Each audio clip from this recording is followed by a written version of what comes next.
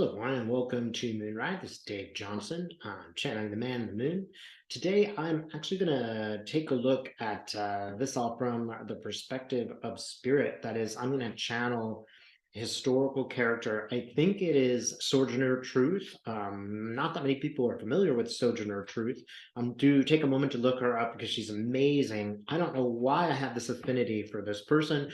Maybe we were friends in a lifetime or something. I don't know, but I've always been fascinated by her. Just to let you know, I do readings on people who have passed, if that is your interest. And take a look at my website and see if you want to make an appointment. I'm also going to ask Sojourner Truth to look at Jack Smith. One of the people who watches my channel asked me to take a look at that, and I want to welcome all of you to write in the comments what subjects you'd like me to read on. Remember, this is the political channel. I've got a new channel called Pyramid 4 where you could do spiritual stuff. Don't hesitate to write these. I can't probably do everything, but I will try to do what I can in terms of the subjects I read on. Again, this is the political channel, starting here with Sojourner Truth. I think that's who's going to show up. Yeah, I sort of woke up this morning with this feeling that she's talking to me.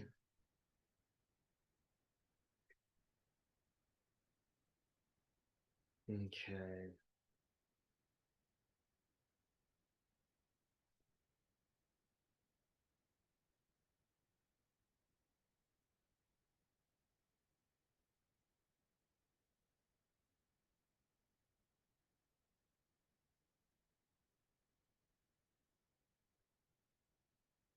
I'm just connecting with her now.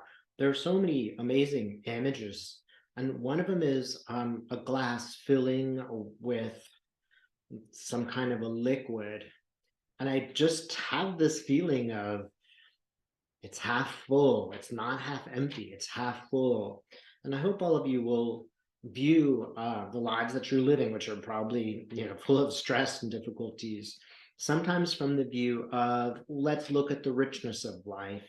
One thing I think she'd like to communicate is that her life was really, really, really hard. Nevertheless, she was marvelously active and quite optimistic and a very spiritual person. It's like the cup of life. It may be difficult to everyone, but we're all drinking from this cup.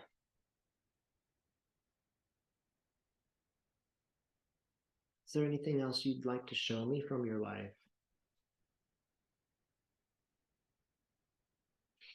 Again, she's sort of pointing out something similar. The darkness in so there's like darkness in the center. And even though there was this darkness in the center, it was surrounded by light, and she went right to that center. She went right to the darkness and filled it with light,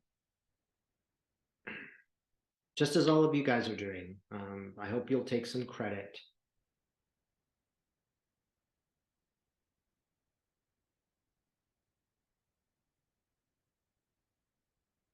Yeah, she says, I was still touched by God.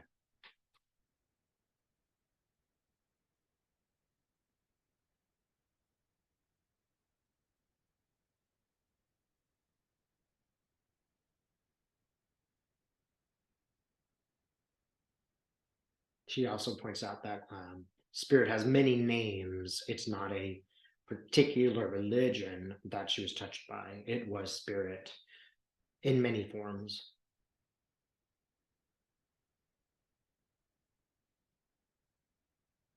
Okay, I feel like she's present. I just want to ask you about Jack Smith.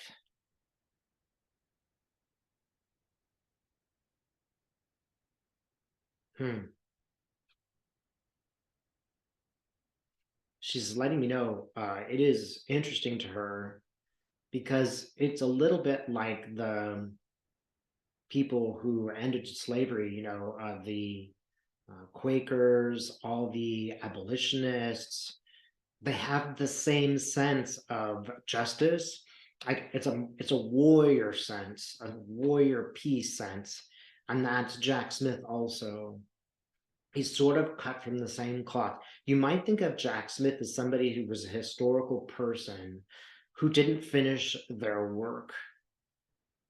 And so they've come back to this time to complete this justice. It's like for him, it's like that life where a particular action is completed. What can we know? Will Jack Smith succeed?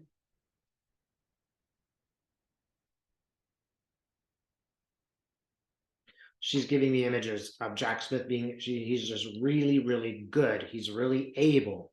He can take the sword and like throw it 10 feet and hit the tree perfectly. It's like he's like a ninja guy. So she just wants you to know that Trump has met his match. There were others who were kind of, half-hearted sometimes in their attempts, or they were only, adhering to certain rules, or they weren't a warrior. He is a warrior, and he's clever, and he doesn't give the game away. That is, he is a sort of character where um, he hasn't revealed much of himself. There is not a storyline around him that can be created by Trump. Nobody knows who he is. He doesn't have any, there's not much material to work with for anybody to make him out to be some kind of a stereotype or a liberal or something like that. Here he goes, he keeps going with his swords. So Sojourner, can you tell me more about the case that's being created?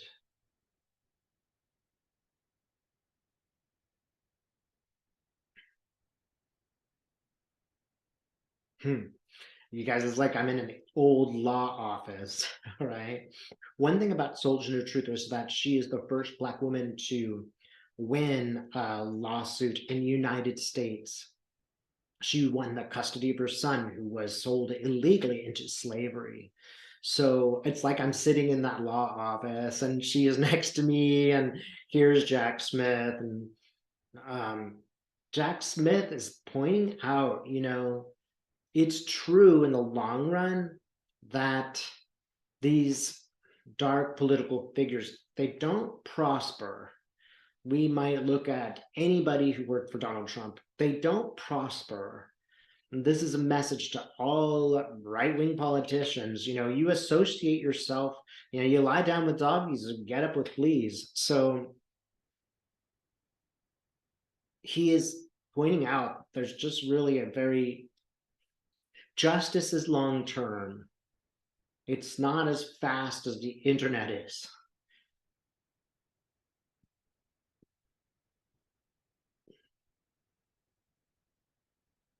He's also pointing out that this is justice for all people.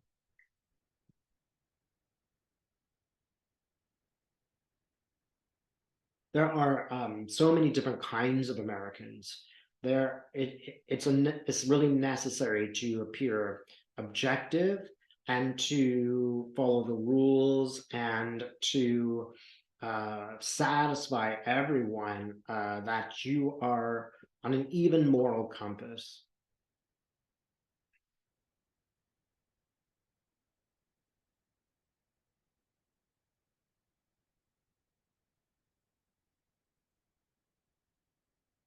If possible, Jack Smith tells me, it's important to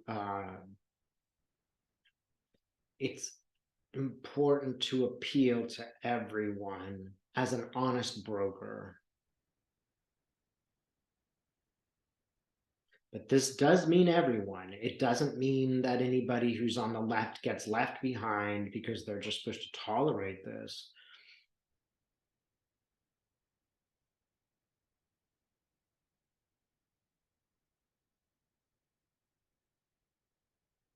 He's pointing out how disturbing it is. We all saw the attack on our government on January 6th. We all saw Trump sit for 3 hours and do nothing to help as the government was under attack. That is Trump's job, and he didn't do it. And he's just showing like how incredibly upsetting it is that there's a portion of people around you who are who are in denial. Let's just say that.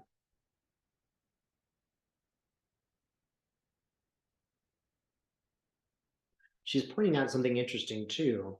Here is a white man, Jack Smith, in power, and here is a black lady, and we're all Americans here together, you know, and all of us can come to agreements about what's fair and what's right. All of us have a spirit of freedom and independence and justice. And we can come to these conclusions together. And that's what Jack Smith's doing, is trying to be completely up and up, but also fighting for the justice that, you know, undergirds American culture and society.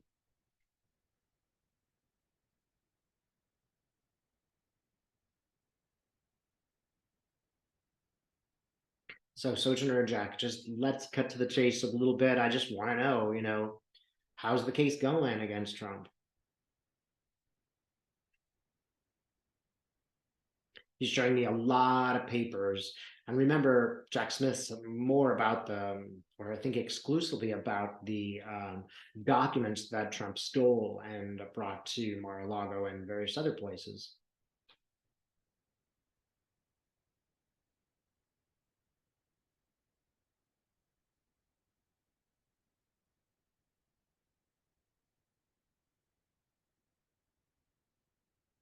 Okay. So here's the huge stack of paper. Interesting though, it's like he's reducing them to just a few. And it's kind of like this amount of material is just impossible to comprehend and process and all that stuff. If a wise person takes a look at that, they can reduce it to this much space, and it is a representative portion and a bite-sized portion.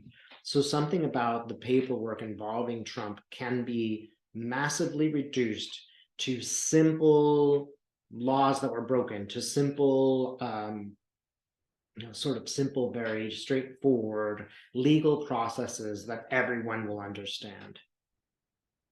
He's like, that is my goal, is to, in a way, take away all the extras and get to the point, so that people don't get lost in the details. You'll notice if you watch the media, you'll get completely lost in the details because, you know, that's what the media does. You know, it's there to make money.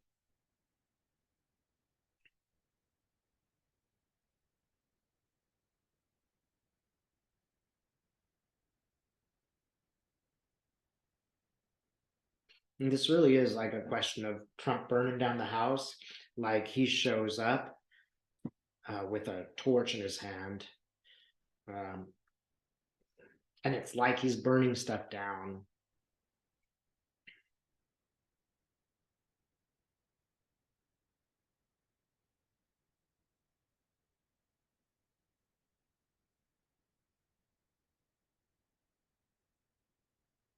Okay, so what about the trial? We'll have to be patient. And I'm sitting here like with both of these characters in the room, and it's kind of like Sojourner and I are the clients, and he's our lawyer. So yeah, and I'm gonna definitely let Sojourner ask some questions here. But he's pointing out, first of all, that there's time involved, a good deal of time, but he's a fast worker. All of us, however, will have to wait until things work themselves out, and that might not happen so quickly because other trials have to take place first.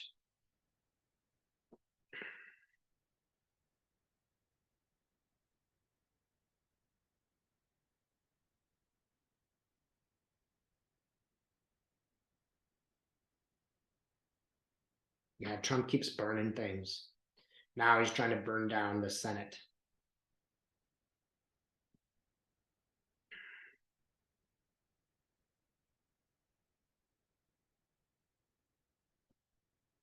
I'm being shown plans, and I think it might be somewhere. Maybe Jack Smith's doing January 6th as well, or maybe one or the other. I'm not so sure, but he's telling the plans, that Trump has more explicit plans on January 6th than is known throughout the public right now. There is some kind of paperwork to support that he organized this.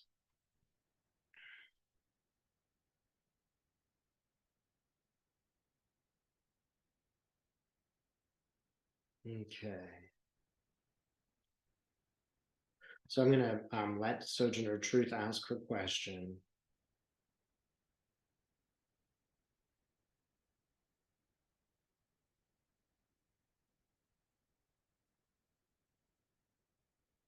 She's basically telling him, don't be a wimp, don't wimp out like a bunch of other lawyers I talked to.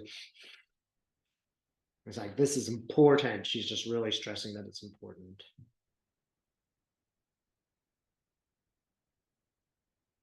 I feel a lot of empathy from Jack Smith. That is, he feels sympathetic, although Sojourner Truth's being strident. He can see why she is being strident.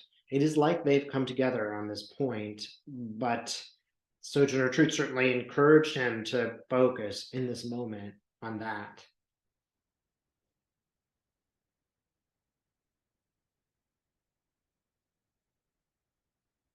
Mm-hmm.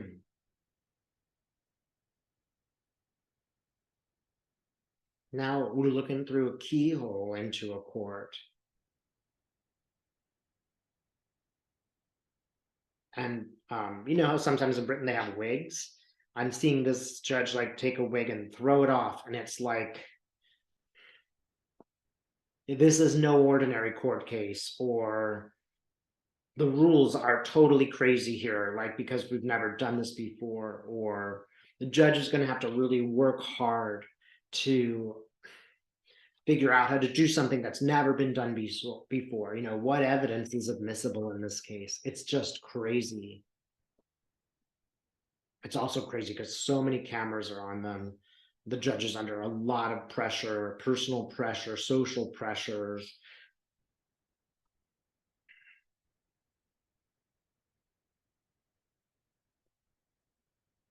The judge is actually a bit afraid. He is afraid of the consequences. I think, get this as a man, but I'm not sure actually. I'm not certain. I'm just seeing danger for the judge.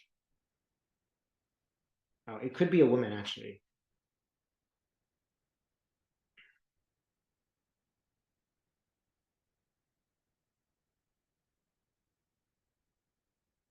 She's maintaining her impartiality. Oh, some of the people who confessed on January 6th, some of the people who took a plea bargain are actually going to be testifying.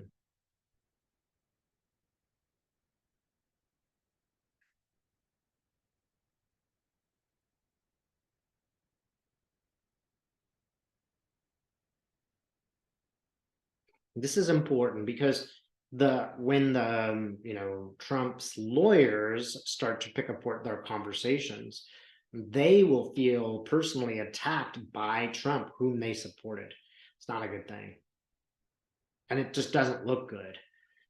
Here Trump's been going on, oh, they're victims, these poor victims, they didn't do anything wrong. And then his lawyers got to attack them. This is not going to be good for the right wing, for the Trumpists.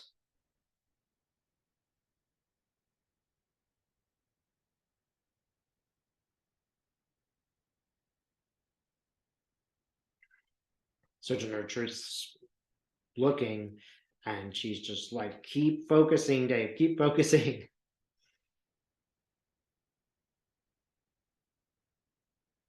Oh, and I'm actually seeing a little bit of Sojourner Truth going to court and what it was like.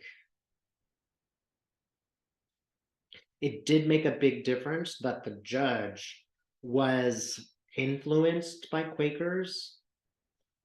They were not necessarily Quaker, but they were influenced by these ideas of abolition. They were not an abolitionist per se, but they were aware of the idea. The judge themselves, in the case of Sojourner Truth, was really transformed.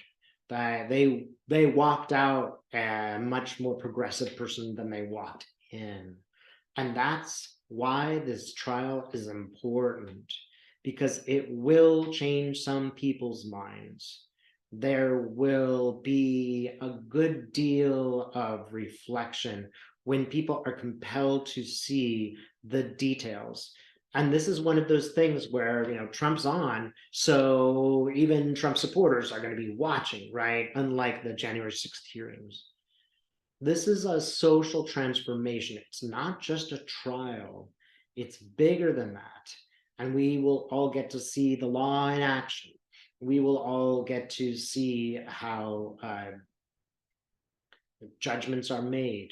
We will all witness the fairness of the trial and the sort of transformation of the jury, for example.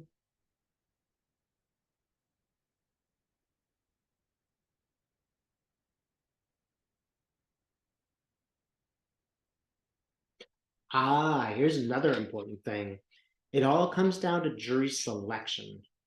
Jack Smith is, and he won't necessarily be doing the trial himself, but Jack Smith is pointing out how whoever picks the jurors this is the most important thing. There are ways that you can ask questions where you will get an idea whether somebody is biased, and that's what you really need a lawyer for. Somebody who notices the details, notices the facial expressions or whatever of a person who wants to be a juror, and then figures out, if I ask this question, then they will reveal who they really are, and I'll have a reason to take them off a jury. This is the most important thing. But Sojourner tells me now, do not doubt Jack Smith. She's almost like saying, I just checked him out. He's okay with me.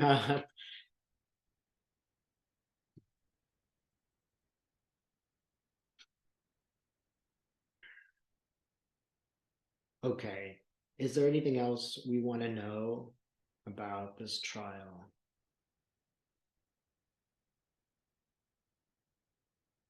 It will reveal Trump for who he really is.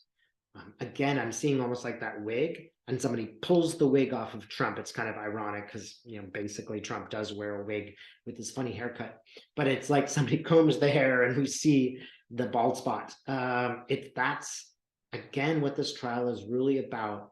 It's not just about now, it's about history and how history will judge this process. Not just our generation, but the next that is going to see this as a very invaluable trial. All right. Is there anything else? Sojourner, what would you like to tell us? Let the process elevate you. Don't let the process debase you. It's almost like I'm going up into the air and she's just suggesting go into the light. The fact that we are doing political things, the fact that we are involved in society, these sort of energies that aren't necessarily the highest spiritual energies, that is part of a process. We still live on an earth. Don't be obsessed. Don't forget the other things about life. But this is really important for us to notice. At the same time, don't get mired down and don't become your enemy. Don't get so upset about what's going on that you're unkind to the person. I know I have done this myself, but don't do that.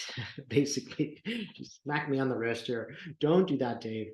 Don't become what you hate in the process of working this out. There's no reason to hate anyone.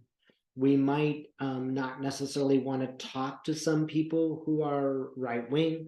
We might not necessarily want to spend all day with them, but do not be unkind. It's more important to see them as people who are learning, just like us. They're not bad people. Maybe they're turning towards the shadow for some unknown reason, but let's not judge them too harshly. Let's just see this as a process. It's difficult. It's difficult to take your morality, your anger at somebody who's doing something wrong out of the picture. And those things, morality and anger, are good. They help us say no, they help us move forward. But they also can become such an overwhelming thing that we're now living in a world of our enemies. And give yourself a break from that.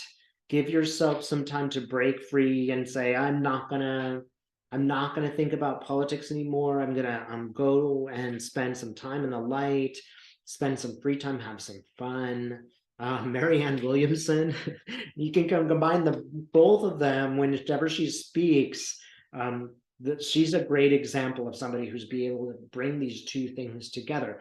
And who cares if she wins the election? Obviously, we would all love it if she won, but that's not necessarily the point. The point is that for the first time, spirituality and politics have come together in a candidate that is actually viable.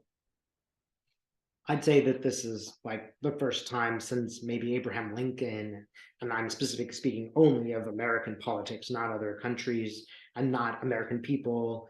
There are plenty of others who have achieved this, but they were not in political roles. She says, that is lightening you up. When you look at this great candidate and you agree with what she says on a social level, that's a way of bringing these things together. And just spend some free time, go for a walk, take yourself away from this stuff, because she's just telling me, if I focused so much on anger, if I focused my whole time on just being so mad that they had sold my son, then I wouldn't have had the calm to be able to go to the lawyers and present myself as a calm and rational person.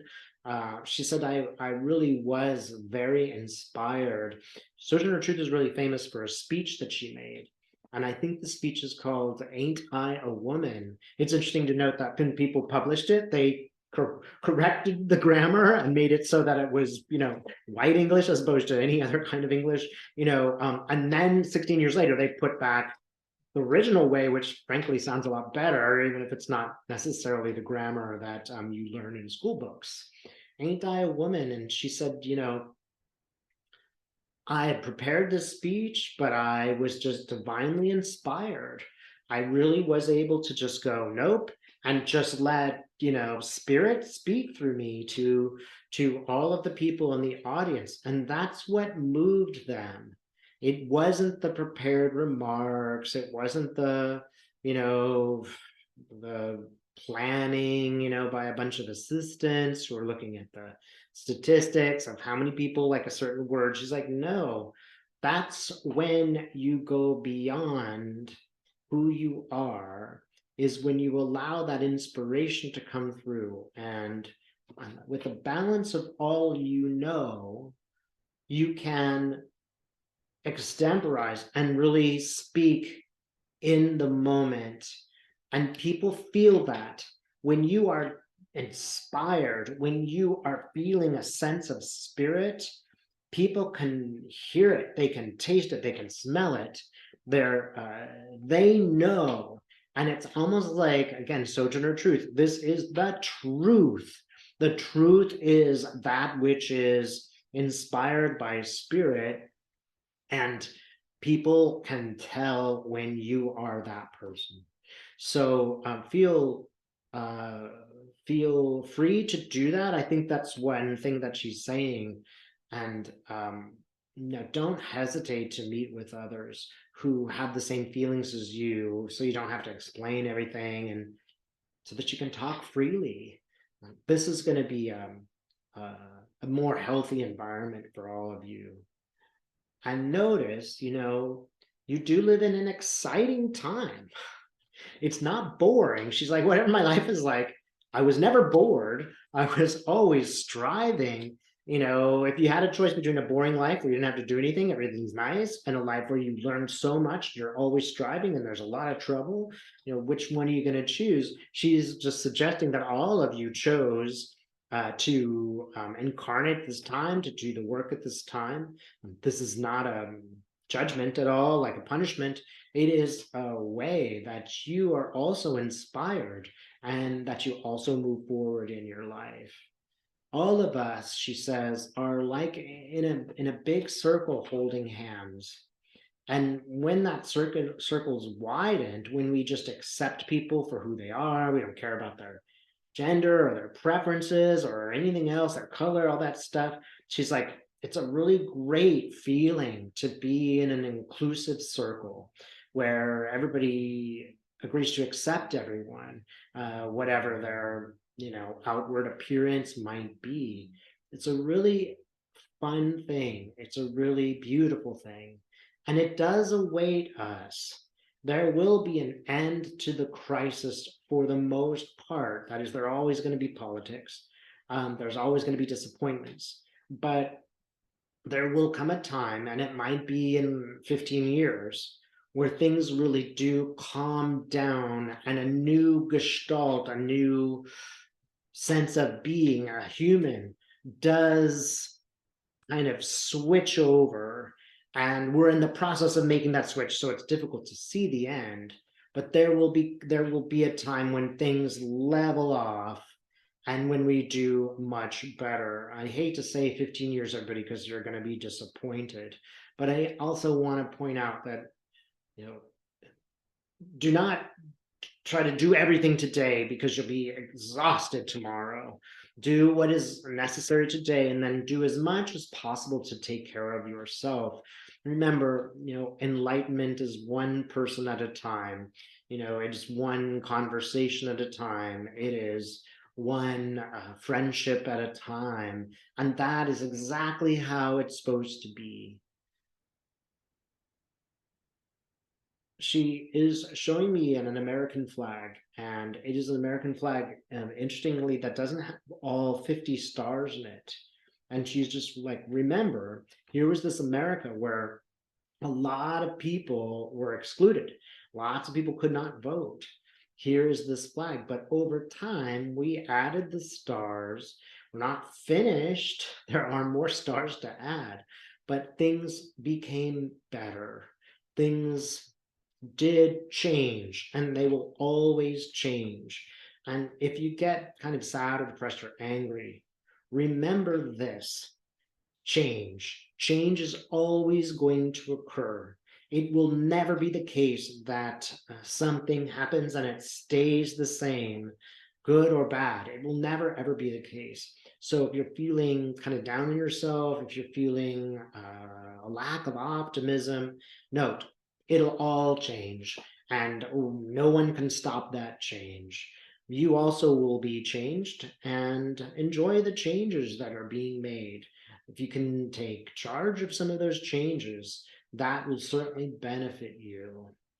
She just wants me to show you we're all Americans. Everybody watching us are all Americans. And to some degree, we're engaged in this battle for our own learning. That is, without the darkness, there's no light.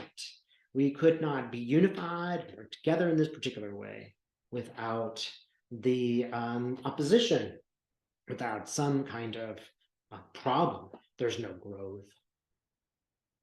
She's just sending lots and lots of love.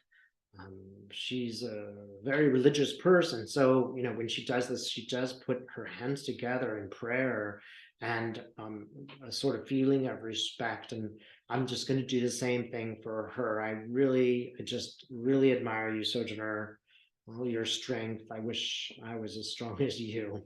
And I thank you for being here with us. Thanks so much for watching.